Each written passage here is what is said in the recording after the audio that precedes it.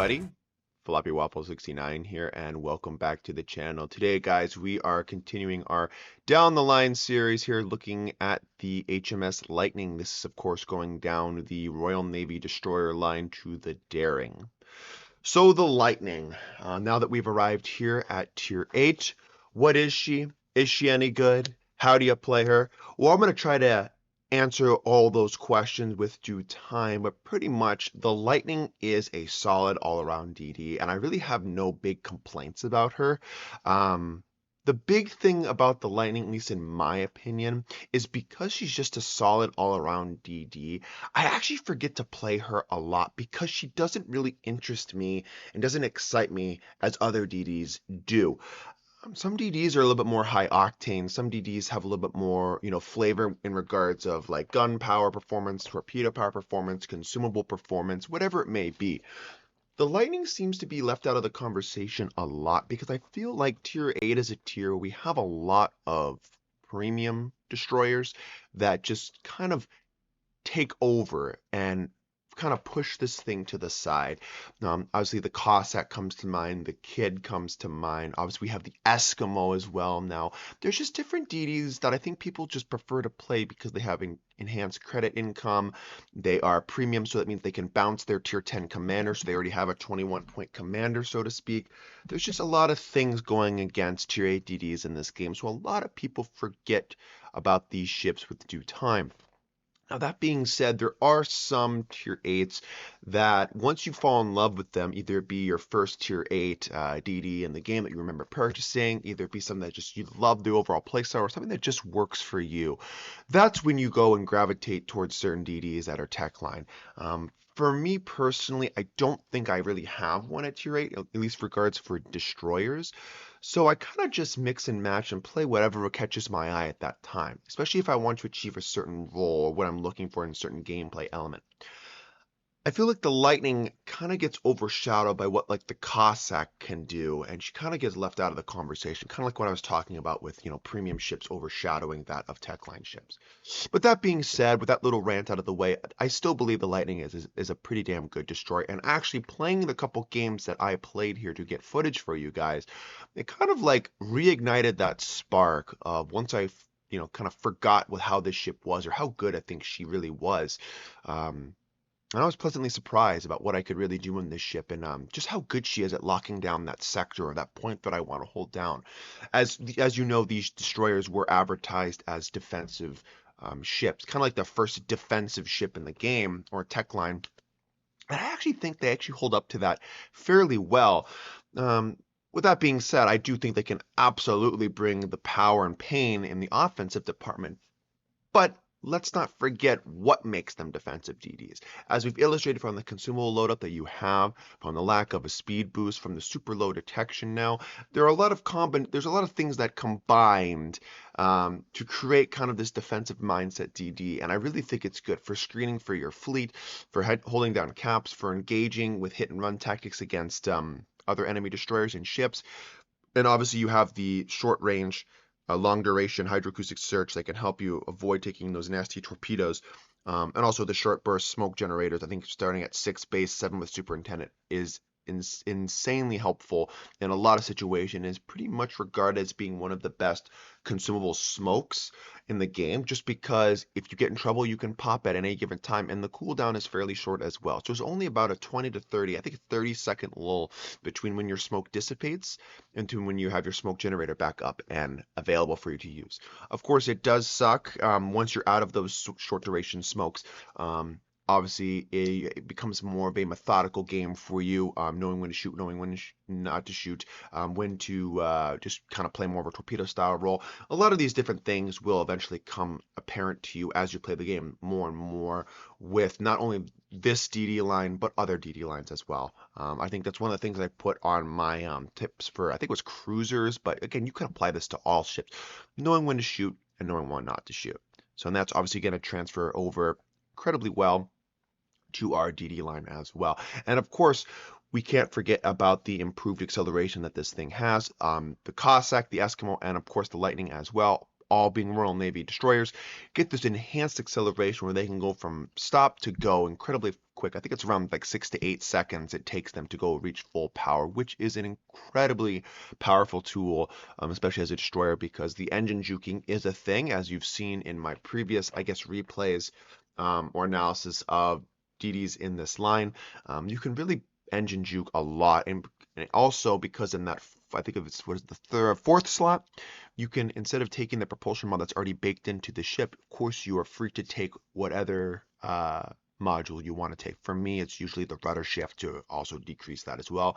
If you want to take the depth charges to increase the role of fighting submarines even more so, though I wouldn't really recommend that because the depth charges are already insanely strong.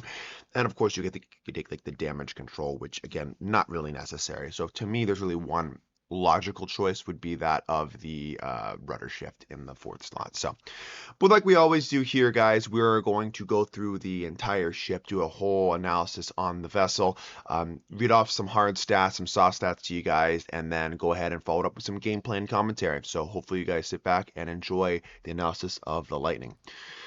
So first things first, like we always do, we start with the armor scheme of the Lightning. Again, I've mentioned this in previous videos. Not much is going to change because all the armor, there's no improved armor scheme on these Royal Navy DDs like there are like on the Ragnar, the Elbing, stuff like that. It's pretty much just going to scale as it goes up the tiers what the standardized millimeter armor thickness should be for that corresponding tier for destroyers. It's going to be identical. So as you can see, we go up to 19 millimeters. You know, nose, ass, midsection, and again with the superstructure of 13 millimeters. Very, very standard, guys. So there's really nothing to hammer on this category. Going to the survivability, we have 15,900 HP. And if we look at all the other destroyers in the respective tier, we come to find out that this is pretty mid to low, I believe. So again, your HP is precious to you, so make sure that we are making logical trades and we're not just throwing away HP aimlessly because as a Royal Navy DD and as DDs in general, this rule can be applied to all destroyers. We want to conserve that as much as possible. It's all about trades in this game, so make sure that we're trading and thinking. Hey, I can give up 2 to 3k HP here to take 6 or 7. That's a good trade. Obviously, anything if we tip the scale in the other direction, we can say that's pretty much was not a good trade at all, right? So going into the artillery, first things first, I want to touch base on the gun firing angles. First of all, these are all 360-degree turrets. Thank God. I know in the Jervis, I forgot to mention that because I didn't know if the third turret was 360 degrees or not. But now I did my research and I can assure you that these are 360-degree turrets. But I will say that the number 3 turret actually has insanely good firing angles. And I found myself not having to expose as much side profile as I thought I would have to with this ship. So very, very good. You can definitely make use of that, especially when pushing in. Kiting out, I'm not 100% sure. I'd have to go back and look at what I posted earlier on in the video, but definitely pushing forward and bringing the fight to the enemy. It's actually pretty respectable with its turret firing angle, so I will give that a 2 big thumbs up. Usually I'm saying how the gun firing angles are not very good with said ship. The Lightning, it's checking that box. It's a pretty respectable and solid angle for your third turret. So again, these are the 3x2 120 millimeter guns. They are reloading in about 4.5 seconds. They have a 180-degree turn time of 9 seconds because these things do rotate 360 degrees. That is fairly quick. And then a range of 12.2. Again, touching base on the range before I go into the, I guess, shell velocity of the HE and AP. The shell velocity of the AP and HE are both tie at 774 meters a second. These are very floaty shells. You will not be picking engagements and theoretically should not be shooting at these long ranges because you're just not going to hit anything. Unless there's a stationary target, unless that target is backing up slowly and reversing. You're really not going to be hitting a target moving forward unless you zoom out a couple notches, which I highly recommend you do. You should get used to seeing, smaller targets on screen in order to, I guess, lead the target appropriately rather than leading off screen because, that's always a thing, and I've done that before. I'm guilty. I'm guilty of that. But yeah, these are floatier shells, so you're going to have to adjust your reticle accordingly in order to land your shells. And sometimes, even at those far ranges, I would say 11 plus kilometers, is it really worth firing? You're gonna have to be the judge of that. In my opinion, it all depends on the situation and the target I'm shooting. So the HE, you're doing 1700 high explosive damage for maximum damage. You have a 9% fire chance, which is very respectable, and you can go ahead and pen 20 millimeters of armor. Now, with the HE shells, I do want to point out that you may not have the highest fire chance in this tier. I think the GJ marker has what, a 12%, the Eskimo has a 12%, and the Pravoni has a 12% as well. So there are a lot of things that actually beat the overall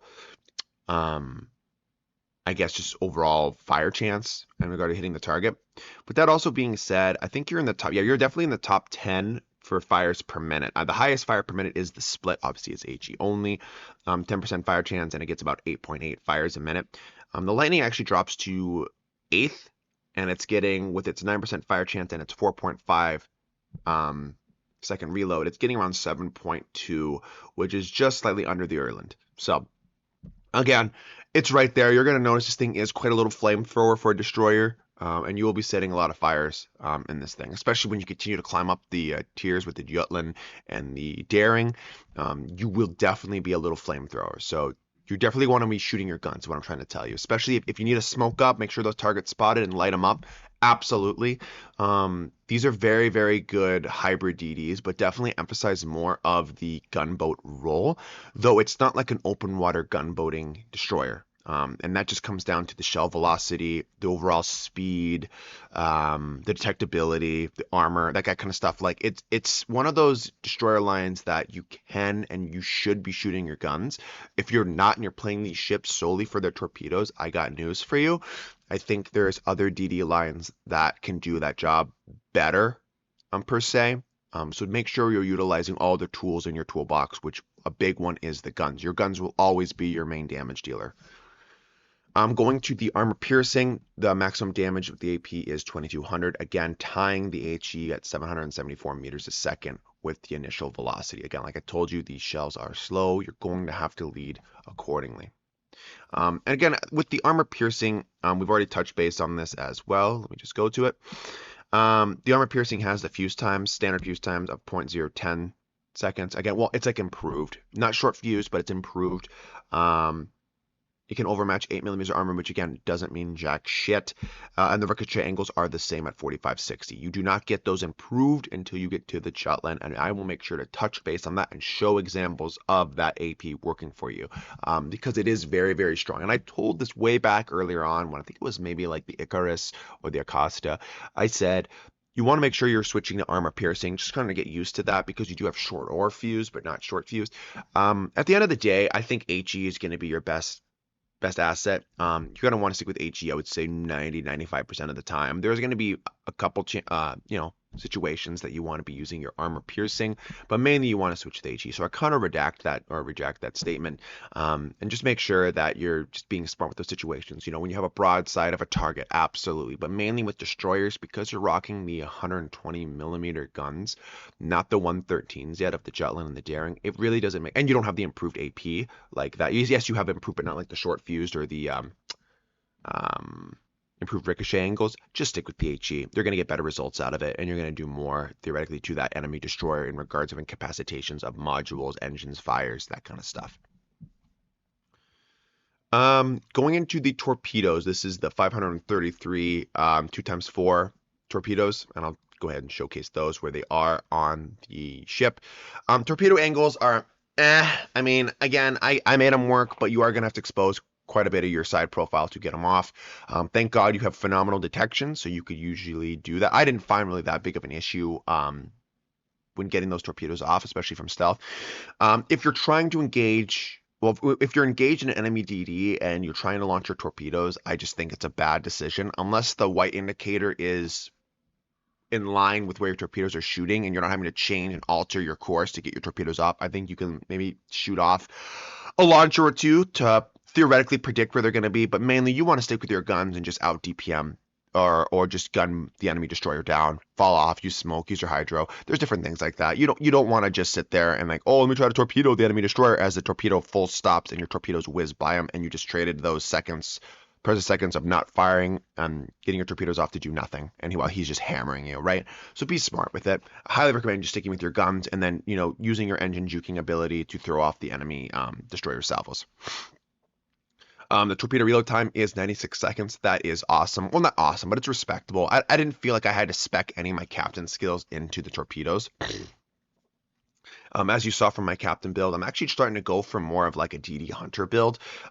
Because we're so slow, that is why I'm recommending now. Like on a DD, I don't think I've recommended it on a DD yet. I've always kind of left it into like, hey, if you know how to utilize the skill, if you feel more comfortable with the RPF skill, you can take it and then mix and match with what I'm trying to do.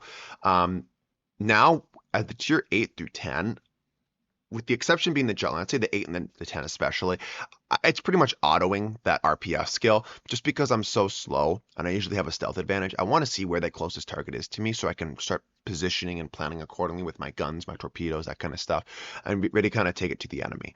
And as a defensive DD, it's just yet another tool that I can add to my arsenal to help play that defensive role. Going back to the torpedoes, they only have a measly 8-kilometer range. Is this usable? Yeah, it's usable. Is it ideal? No. I would like to see about 10 kilometers. 10 kilometers is fairly good in my opinion. Because as you know, we're going to start running into pesky little radar, and radar for the Americans goes 10 kilometers. So that's already underneath that. And God forbid we run into the Soviets, which are 12 kilometers. Also, our enemy destroyers like the Split are going to have, going to start seeing radar with destroyers as well, which I believe go, what is it, 8.5, something like that. It's again, the torpedoes are going to be more of a second thought or thought after than your guns. Your guns and your positioning are going to be your main thing. I'm only finding myself launching torpedoes if ships are kind of pushing into me. I'm really not sailing into positions to try to bring the offense to them. It's more about them coming to me, and that's kind of what this ship excels at, as I've kind of been talking about this entire line, kind of a defensive-minded destroyer. Obviously, the maximum damage isn't terrible at 15,867. Speed around 61 knots with a detectability range of 1.3 kilometers. This is going to give us a reaction time of 7.9 seconds. Again, which isn't too bad. Going back to the torpedo damage with the ship. The highest obviously being like the AL Yukikaze and Akazuki. Those are going to be like your 20,000s, 21,000s. But the second you start scrolling down and you like look for the Lightning, Lightning's all basically, I have the Lightning at a 19th ranked out of how many of these? 30th. Like the lowest damaging torpedoes are about your 10,000, and that's the Kuntaberti. The Lightning is about 15,867. So it's okay. It's okay. Again, you shouldn't be talking too much about the torpedoes anyways. They're kind of like I said, they're kind of a thought after, but you do have them decent enough damage. They can help you in certain sticky situations, and especially because you can launch them single. Obviously, that's kind of a gimmick of this line and the Royal Navies in general. It allows you to kind of pinpoint and hit specific parts of the ship if they're just sailing a straight line into you, and you're going to see some examples of that with the gameplay that I have for you guys. Obviously, the depth charges, I told you it's worth talking about. You are coming in at damage of about 5,000. This is awesome for your depth charges. Trying to look at the highest damaging. Yeah, it's basically, you're up there. You're in the top 6. You're tied with the Eskimo and Cossack. The only thing beating you is the Osborne, Benson, and Kidd coming out at 51. But that being said, neither of those 3 American ships have the hydroacoustic search. So when to basically launch them, you're gonna have to use just your best guess. Whereas this, I can theoretically see that submarine submerged, and I would know exactly when to launch my depth charges. And hopefully, and I can see the damage, clogging down his HP pool, etc. So that's why these ships are so good at submarine hunting. Almost better than the Americans, realistically speaking. The only big downside is that there are some submarines that can blow you out of the water with speed, and catching them is going to be a bit of a hassle. That I will completely soak and understand. I know I didn't mention that previously, but that is a big thing too, because these ships lack that of a speed boost and are fairly mediocre when it comes to the speed. Getting over the submarine can be a bit of an issue. A defense, God, guys, I mean, it's really not worth talking about. I mean, your firing range is 5.2, continuous damage of just 100, and then you can see on the stats in the bottom right hand of the screen here, I mean, very subpar numbers. You're basically going to be relying more on your short burst smoke generator, making sure we press that P key to turn our AA off and our stealth to avoid enemy aircraft, because you're just not going to be shooting anything down. And God forbid, like the Essex or the Yorktown pop those, enhanced fighters over top of you. I mean, goddamn, you're not really going to be shooting down anything, guys. Going to the maneuverability, we clock out at 36 knots with a turning circle radius of 590 meters and a rudder shift time of 3 kilometers. But I believe my rudder shift time is improved because I took the rudder shift time. Yep, rudder shift actually is about 3.8 seconds. So with that rudder shift, I can go ahead and get it down to 3 seconds. These things, the Lightning is extremely, incredibly agile and really handles very, very well. I can't say enough. Like, I can't praise the Royal Navy DDs enough when it comes to the way they handle. And they're really good at juking shots too. So also stopping and starting in smoke generator or in smoke and concealment is super nice as well. But especially when you climb up to like the Daring and the Jutland, the engine juking behind islands can be a thing. Though just remember, don't do that if you're the one that's supposed to be spotting, right? That's all I'm gonna say. And obviously going to our concealment, we take the concealment module in our 5th slot, and it go ahead and get us down to 6.1. If we take a commander, I think I just have like the generic Azure lane commander, we get it down to 5.5, which is incredible. I believe if I go to all the ships with the detection by sea, I only think it's like all the Japanese ships are beating us. And then you have, again, the Cossack and the Lightning there at the Cossack beating you by what, 100 meters, I think, with 6.63, and you have 6.6 or 6.76. I mean, pretty much neck and neck. Pretty much going to render at the same time too, So again, very respectable. And that's one thing great about the Lightning that I completely forgot, is just how stealthy the Lightning is. So make sure you make use of that when you're playing the ship, in order to get in those certain positions and outspot your opponent. I mean, again, with the RPF skill you're taking in your commander, that should already give you the general direction of where that ship's coming from. With your Hydro as well, making sure you don't eat unnecessary torps, and boom, go ahead and I'll trade them. So. And guys, that is the Lightning in a nutshell. I will say that I did find her to be incredibly fun. But again, it's one of those things, because she's just so damn good at what she does. I just found her to be kind of boring, and it's like, well, I'd rather play other DDs just because they offer a little bit more niche to their game, depending on like what they want to emphasize. And the Lightning, hey, I mean, at the end of the day, I'm not going to knock her. I think she's super fun. I think this line, like I said, is the line that I recommend starting and going down as a first-time Destroyer player when you're starting the game, because it just is pretty damn solid at everything. So, but without further ado, guys, that's enough talking about Import. Let's go ahead and check out some gameplay in her now. All right, guys, and here we are in battle here with HMS Lightning. Actually, I had 2 battles to show you guys, but that would just make the video incredibly long, and I didn't really want to do that. So I just kind of picked the better of the 2 videos that showed just not only what the ship is capable of, but also showed some of the downsides of her too. Like if you got caught out in a capture point, and you really can't disengage other than utilizing your smoke or whatnot. So yeah, I just figured this particular replay did highlight enough of the stuff that I really wanted to talk about, and yeah, I just thought overall this was the better replay. So if you want to say I cherry picked it, you could say that, but I really think I didn't, just because it's just a better battle overall.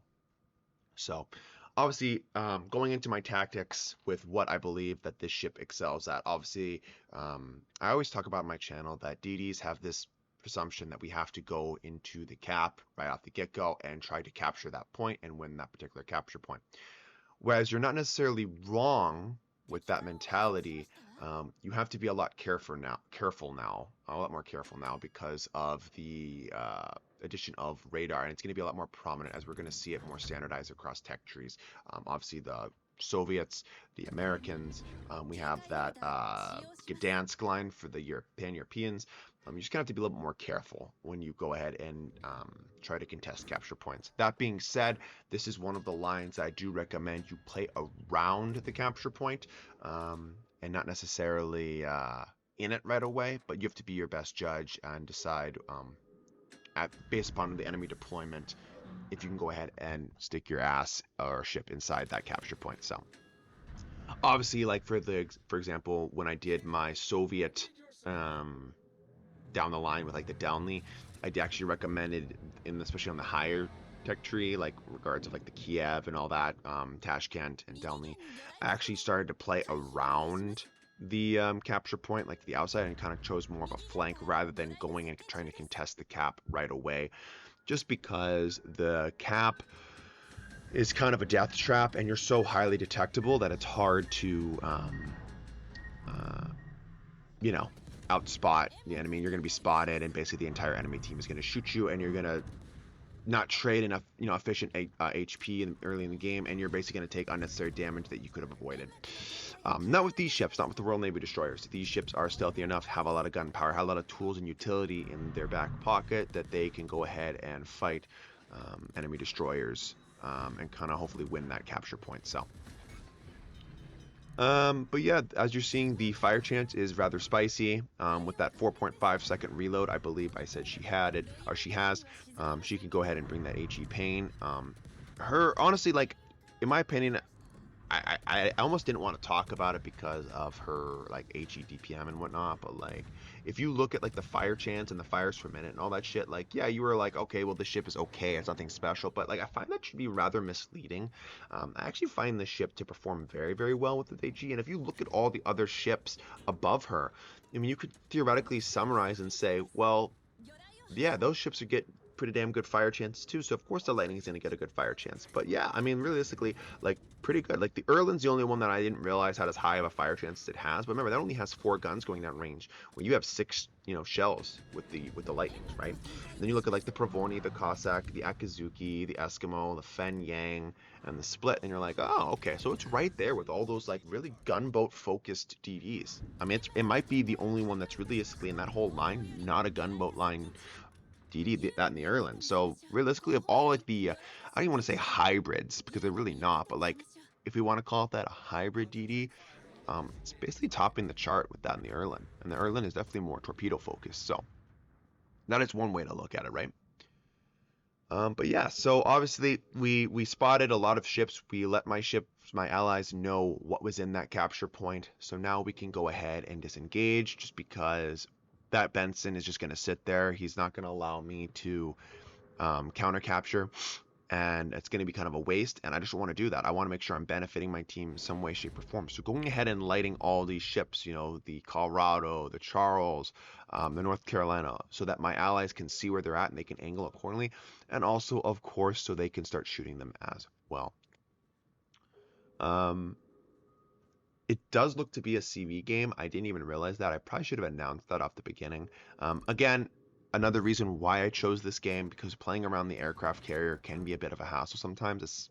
But this line, I think, in general, does a very, very good job of playing around CVs because you have those short burst smoke generators. And I can't talk enough about it and praise the short burst smoke generator enough, just simply because you have smoke at your disposal. Anytime you need it, you'll usually have it. A lot of lines don't have that. Like the Americans might have more of a team-oriented smoke, and it lasts forever, and it dispenses for a long time. But then again, the cooldown for that smoke generator, I mean, it's quite a long time. I believe it's like, what, 90 to 120 seconds? Like, it's fairly long, right? So, but that being said, the short burst smoke generator is definitely more of a personal smoke generator. I would say this is the furthest thing from a team-oriented smoke, and that's just because it doesn't last very long. Can you still use it to help your teammates? Absolutely. You can obviously help them fall off detection, maybe get off a heel, try to swing around and disengage with it. So by all means, you can do that as well. But just saying, the overall idea, the overall premise of the short burst smoke generator isn't really with the team in mind. It's more so that you can smoke up, can see yourself, farm, survive, that sort of stuff. And I've talked about that too. I've talked about that on the channel with the previous destroyers. So, but yeah, obviously, really, really good spicy fire chance still being able to not only launch my torpedoes, get some floods, but then go ahead and min-max that with fires to make sure that we constantly keep those battleships in a vulnerable position where they're having, their damage control party down, or it just went down, they just had to use it, and then it's going to be down for even longer, having to disengage. A lot of battleship players, myself included, we don't like getting HE spammed. HE spam sucks. And usually what we do when we're getting HE spammed is when we're under that pressure, we usually try to turn out and disengage because we're like, fuck that shit. Let's better rip off the band-aid than die from 1,000 cuts, right? So then they expose broadside to your team, who hopefully can go ahead and take advantage of their broadsides. They go ahead and turn, and hopefully they turn right into your torpedoes. So there's certain things that you can do that can really sway the battle, because you got to outthink your opponent and try to have them play right in your hands. Because as I know, there's a lot of Battleship players in this game that just can't resist shooting their guns. That's what they want to do, right? They want to shoot their guns, right? And as they should be. But then go ahead and they shoot their guns, and then they're exposed, so then you can smoke up and farm them, and then your team knows where they're at, and your team can take advantage of it as well. So there's different things like that that really can kind of play into the overall, you know, outcome of the battle, just by those subtle little things. It's like the little details, the small little details of a game really do add up. So definitely try to take full advantage of that. So it's definitely one big thing I have with this line. Another thing too is you're seeing that I'm able to just smoke up and help my allies. Like right then and there, I used my smoke earlier on to farm the Colorado and the North Carolina, because I landed some torpedoes and I wanted to get some fires on them, which I did. I went ahead and launched, got a couple fires. Then I open water gunboated. I would try to get a fire on the Colorado. The North Carolina fired at me, missed of course, because I was able to engine propulsion juke him with my rudder as well, and go ahead and shoot him too. And then the Charles Martel comes around, trying to go ahead and nuke our Scharnhorst with torpedoes, and I go ahead, my smoke's up and ready. I smoke up, fire a couple salvos, and I'm able to help assist our Scharnhorst in killing that Charles Martel. They're just that's what I like about these DDs. The flexibility of these destroyers is just so vast that it allows me to turn a lot of engagements in our favor. And when I say our favor, I mean as a team. I think these are very, very team-oriented DDs, though their smoke screen isn't. I think their smoke screen is and I guess their hydroacoustic search as well are very there and solely beneficial to the destroyer itself. But that being said, how stealthy they are, their defensive mindset, basically their team play comes from them being able to live, outspot, and assist in the neutralization or the annihilation of enemy destroyers, and assisting with other ships as well by setting fires and floods and that kind of stuff. And obviously capturing. So we're playing the long game as well with the overall points. This game, obviously, we are losing right now. It took us way too long to go ahead and get this point. Obviously, I'm only one man that goes 36 knots. With Sierra and Mike, I think I'm getting around 38 or something like that. So I'm trying to play to the best of my ability. And at this point in time, it does look like we are going to lose. But I do have to make a conscious decision here, and I actually decide to go after the carrier, which is something I would not recommend doing. And that's another reason why I wanted to showcase this, is because these ships are so slow, and now with the manual secondaries that the aircraft carriers can go ahead and shoot with you, though I've yet to run into one CV player that actually utilizes that, I'll be honest with you. Wargaming gives them more and more tools, and they just refuse to use it, because maybe they should just think it should be automated and have like insanely good secondaries like the Schlieffen. I don't know what they want. But we will go ahead and actually engage the aircraft carrier because of where he's at. And I'm seeing where his planes are coming from, and I can kind of put two and two together and realize he's actually not that far away from me. Again, a CV not knowing how to read the minimap and position. I know, you're shocked. But we are going to go this way. Also, I'm going to try to spot the enemy destroyer. What is it, a Mahan? I can't remember exactly. Or the Benson, one of those two DDs. I don't know which one it was. I can't really see my minimap. It's so small on my recording device here. But we're going to go ahead and try to not only spot them, but we're going to see if we can spot the enemy aircraft carrier and eventually try to eliminate the enemy aircraft carrier. And I'll be honest with you, we actually do end up eliminating the CV, which is super nice. But the reason why I wouldn't recommend running against CV is not only because they have manual secondaries, but usually they're going to be faster than you. Some CVs can absolutely hum around the map, and with only having 8-kilometer torpedoes, sometimes they will just hum right outside your torpedo range. So then you're solely relying on the guns. And especially in a cyclone when no one really else is going to be spawning for you, you know what I mean? Like, you have to be careful. It's one of those things that I just highly wouldn't recommend when it comes to doing, especially in a Royal Navy DD. That's all I'm saying. You have to just make the call. You know, I mean, at the end of the day, if you believe you can do it, then do it. But if I'm looking at like what the ships are good at, what they encompass, I think I would have been better off probably sailing to B, capturing B, and doing that. But it looks like our team captured C. We're making a play on B, so we're starting to get all 3 capture points. So then it kind of looks like it was the right play. And you would think that the aircraft carrier among all this would be like, you know what? I'm going to stop targeting other ships. I'm going to target the Lightning. He doesn't. He doesn't target me once. His secondaries, I don't believe, go at me at all. Really kind of shocking to me. I don't know if the guy was just inept or I really don't know what he was thinking, honestly. It's one of those moments where it's like, is this guy even human? But at the end of the day, like, whatever. I'm not going to complain. No damage against me. It's just a free farm session. Absolutely. And notice how I'm using the AP, obviously. He's flat broadside to me, and I'm going to go ahead and get those full pens, aiming right there in the upper deck. Just making sure I don't hit too high where I get the auto ricochets off his flight deck, and not too low where I shatter on his belt. It's one of those things. Just make sure you aim accordingly.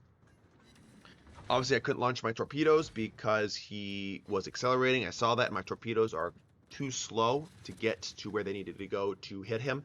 So I held on to him. So now I'm assuming he's going to be hauling ass around this island. So I'm going to launch my torpedoes accordingly.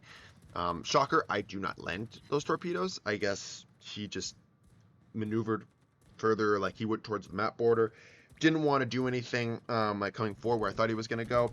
I thought he was going to try to engage me with his secondaries. Again, doesn't do any of that, which is pretty weird in my opinion. Don't understand it. So we go ahead and launch the torpedoes again with hoping that he would sail into those, but then he decides to hit the brakes. I guess his mini-map location just stops right there, and we're going to go ahead and pick up this kill. So.